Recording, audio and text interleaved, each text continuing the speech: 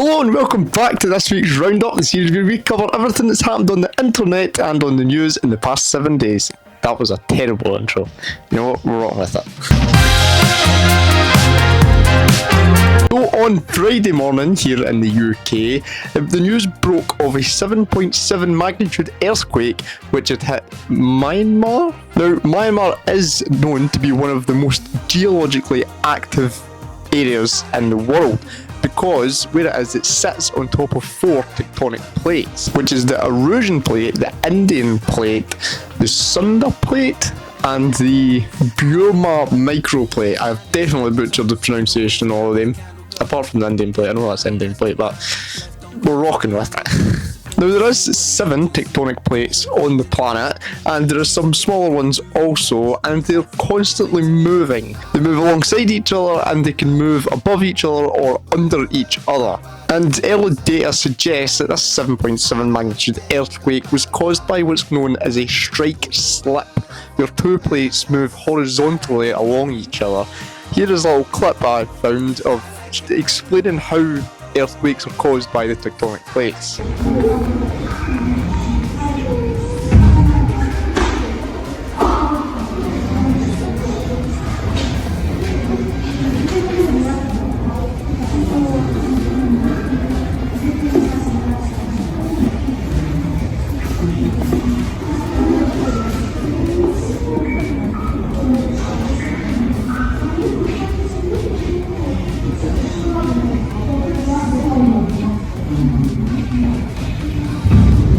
At the current time of filming this, the death toll has surpassed over 1,600, with thousands still injured and missing. And as expected, this earthquake came with a lot of destruction.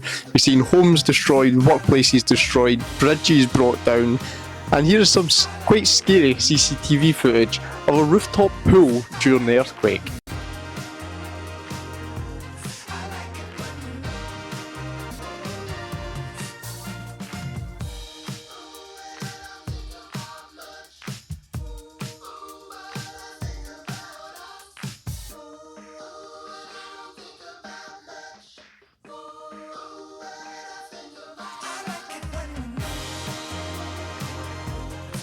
And construction workers also captured the moment. A building that they were working on came down in seconds.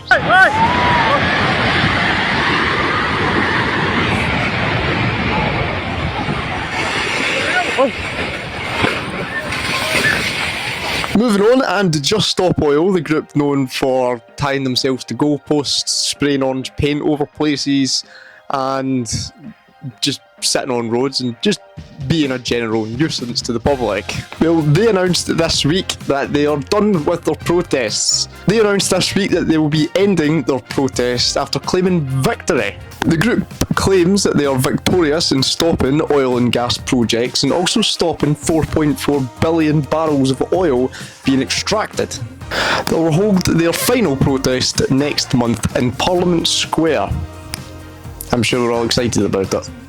And you may remember last week that Lynx pulled a little early April Fool's joke along with some other companies announcing their, star products were getting axed. Well, Aldi joined it this week, claiming that they were going to get rid of their famous middle of Aldi aisle, where you can find a blow-up kayak, a drill, basically anything that you don't need that you're going to buy. And my message to admin teams is, please just stop this. It's not funny anymore. But we're bored of it. But one woman decided she was going to help out the Aldi admin team. I found this in the comments of the post. They should have furthered their feud with M&S at the end, like, you guys might have the middle class, but we have the middle aisle. I'm sure she's going to get the job. And after 2 races with Red Bull Racing, Liam Lawson lost his seat this week and will be returning to the Racing Bulls team as of Japan. It comes after 3 poor performances, 1 being Australia and then 2 in China as it was a sprint weekend.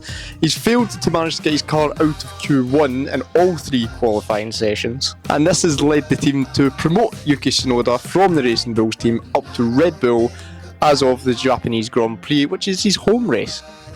I've also just noticed in the script it's auto-corrected UK Sonoda to UK Sunday. Do I think this was the right decision? Do or not? I understand where this team came from when they say that they have a duty of care to Liam, and they didn't want to put him in a car that he's not comfortable with and tarnish his career. Could they have got more time though? Yes, probably. And it also runs the risk of Yuki Tsunoda not getting along with this Red Bull car like Liam hasn't, and tarnishing Yuki's career, who is currently on good form with the Racing Bulls team. There was reports as well that Max Verstappen was not happy with this decision and the fact that he didn't want Yuki's career to get tarnished, but whether that's true or not, I don't know. It's just rumours. Moving on, and 6 people died this week after a submarine sank off the coast of Egypt. You're probably thinking what I was thinking at first. It's meant to sink. And to be honest, I've read multiple articles on this story trying to, get a full picture of what happened, and I still don't actually know how it sank. I don't know if it sank with the hatch open. I don't know if it sank and it was unable to resurface. I don't know. That's the best I can give you. There was a total of 45 passengers on the tourist submarine, which is called Sinbad, with 39 of them being rescued, and obviously the 6 that are now deceased. 9 out of the 39 saved passengers did have injuries, and 4 of them are in critical conditions. The passengers aboard the vessel were from Russia, Sweden, Norway, Egypt, and India. All 6 of those who died on the vessel were Russian though. A former passenger on the tourist submarine said that his experience when he was last on it was a safe experience. They got a safety briefing in multiple different languages. They were looked after. The ship wasn't overcrowded. So is this down to a health and safety thing? Probably not. But one thing he did say was no one was given a life jacket when they were aboard it. Also this week, a police officer, the people that arrest people for, let's say, public indecency or trespass, it was caught urinating in someone's garden. Yes. The officer, who works for Avon and Somerset Police, was filmed urinating in someone's garden. That's someone being Hannah Condick, who posted the video to social media saying that she did think about shouting at the window at first, but decided to film it instead, and also stated that there was a cat buried there in the garden. Avon and Somerset Police have said that they are fully aware of the situation, and it has been passed on to their professional standards department. We'll need to do an investigation, but whether he's been suspended or not, I don't know. I would like to think so. And last but not least, a man in Peterborough this week was caught stealing hundreds of Creme eggs. He was stopped outside the store by police, where they unveiled the quite impressive, actually, stash of Creme eggs. Have a look at this. Hang on a sec. I want to put your handcuffs on you, right? You're under arrest. Suspicion of theft and shot, right? Because, Christ, what you got in there? Cream eggs. You got cream eggs in there. Look at this. It's all gonna fall out. Is it?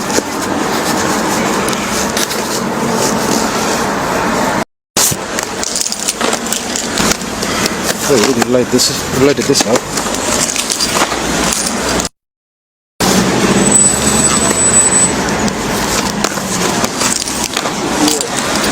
That's it. Alright, so you do not have to say anything when your mum defence if you do not mention one question or something. So Dion de Groot, who is 26, was handed a suspended sentence and a 3-month ban from Cambridgeshire. As if that's a bad thing. I'm sorry, it's a joke, people.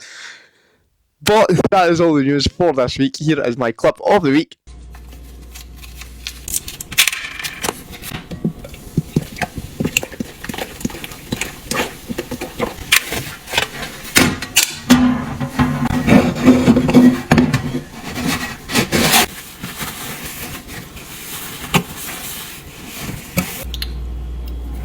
Don't be late. Help me. Let me see. Help me. Flip it. What is this, Jello or something? Why would you do That's why I don't believe nothing in the house because I thought it was Jello. What the?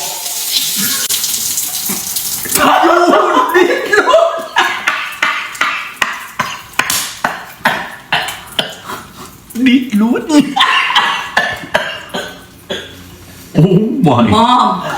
Thank you very much for watching. I hope you all have a wonderful week next week, and I'll see you next Sunday at 5 p.m. Although I don't think this one's going to be out by 5 p.m.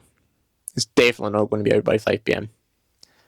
I had a big video filming yesterday, so this is a bit behind schedule. You'll see the video on Friday, actually. Bye-bye.